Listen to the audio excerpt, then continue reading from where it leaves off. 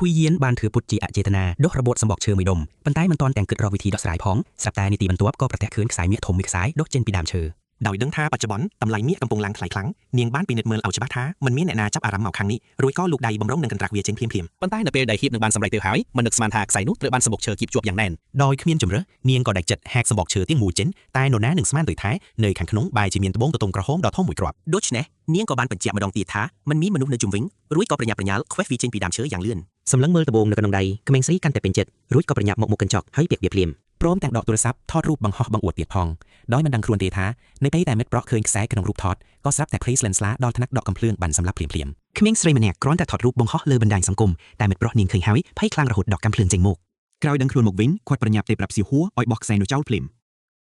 ត្រូវដឹងថានៅពីក្រោយខ្សែនេះមានលាក់ទុកនៅកម្មផលអាចកំបាំងដែលមិនអាចស្មានដល់ប៉ុន្តែសៀវហួរមិនជឿរឿងនេះតទៅសោះនាងក៏បិទទូរស័ព្ទរួចបន្តទៅធ្វើការធម្មតា